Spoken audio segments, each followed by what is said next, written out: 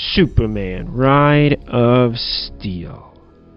As a big, beautiful, intimate hypercoaster, I was excited to ride Superman while visiting Six Flags America, especially because I haven't ridden too many hypercoasters.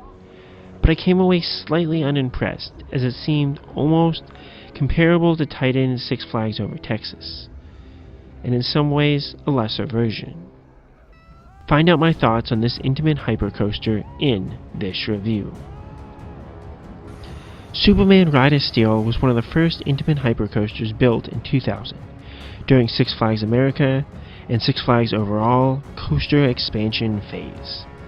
This is a mere clone of the prototype that opened at Darien Lake, with Six Flags America not getting a custom layout due to the large amount of extra space to plop down an off-the-shelf coaster. Still, it looks good towering over the park, and going out into the woods is nice enough for any coaster. Intamin as a coaster manufacturer grew into building roller coasters in the 1980s, with unique coasters such as the bobsled or stand-up coasters dominating the scene during the 1980s. Woodstock Express, that opened at what is now Hurricane Harbor Splashtown outside of Houston, Texas, was actually one of their first roller coasters. In the 1990s, they added impulse coasters and the record-breaking reverse freefall coaster to their profile. But they wanted true, strong hypercoasters, and that came about with their mega coaster model that debuted as Superman Ride of Steel at Darien Lake.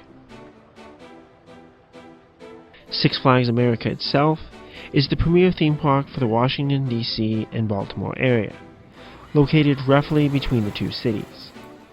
In early 2025, Six Flags announced that the park would close following the 2025 season, which is unfortunate as that will leave two large metro areas without an amusement park. The front part of the park is much older, with decent theming from when it was originally built. Six Flags has also invested in upgrading the theming in some areas, as well as fixing various broken rides, with them reopening in 2025, including getting two new trains for Superman. The back section of the park is a lot more sparse, with just Gotham City and DC theming, but this section did prove to be the most popular in the park, despite having a fair amount of ride closures. Looking at you, Batwing, on my visit. Dispatches on this coaster proved painfully slow, and that was on top of one train operations as I visited on 2 weekdays. Flash Pass would route you to the station, but there was not even a grouper to check your Flash Pass on most of my rides, and the wait is going to be because of the slow dispatches from the station anyways.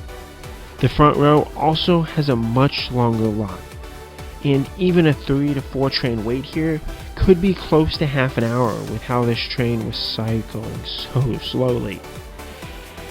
As this ride is at the back of the park, I'd imagine you'll want to make it a priority to get back here and ride it very early in your visit to avoid the long lines, but likely it will still be sluggish and annoying when it comes to overall operations. The restraints, though, at least, are very free, which is nice for a coaster this size, as your upper body should be free to move around while still getting decent airtime on the various hills. As for seat selection, the front row was by far the best, as that rush of air helped magnify the forces and speed of this ride, and took an overall average hypercoaster and made it a lot more special. Plus, the front offers better floater airtime through the various hills. Likely, it might not be worth the extra weight to sit up there, and the second row still offered some of this experience while having a much shorter wait. But if you only get one ride on this coaster, make it in that front row. After leaving the station, you climb the very tall lift hill. It is very open if you sit on the left side, so if you're afraid of heights, I'd recommend the right side of the train. Then you plunge down a 205-foot drop. This seemed rather short and kind of underwhelming to me, especially considering the height, as Titan's drop just seems way better. This drop is followed by a forceful low to the ground turn.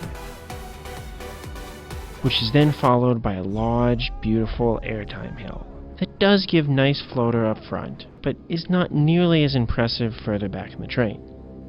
Still, it is a fine, large airtime hill on a coaster. This leads into a large, long, forceful helix. You have enough speed here that you will be plastered into your seat with strong positive G's. Forces like this can mess with my head sometimes, and it made it a little bit harder to keep re-riding this coaster, but these helixes were enjoyable enough on ride, and just a weaker but more drawn out version of Titans. The airtime hill that breaks up the two helixes is a really nice touch, as this gives a really good pop of airtime, especially towards the front of the train. Then, you have 3 bunny hills for the finale, which is a fantastic way to finish a coaster as you get solid airtime, a mixture of floater and ejector, over all 3 of these final hills. Overall, how good is Superman Ride of Steel? With my love and experience with Titan at Six Flags Over Texas, I can't help but draw comparisons, as both coasters are hyper coasters with a couple airtime hills and a focus on forceful helixes. The front row of Superman does a lot more, especially with floater airtime, but I find the first drop in helixes a bit more enjoyable on Titan. Because of the Bunny Hill finale, I do rank Superman Ride of Steel just above Titan in my overall rankings. But I really could see Superman being a lesser version, especially if we're just talking about the back rows. I rank Superman right below Mako at SeaWorld Orlando. I love floater airtime, and the 2 incredibly long floater airtime hills are just way better than the airtime hills you're going to get on Ride of Steel. What hypercoasters are your favorite? Does Superman Ride of Steel do enough for you to make it enjoyable, or do you feel that it could just do a little bit more? Let me know, and as always, Cupcake and Crap.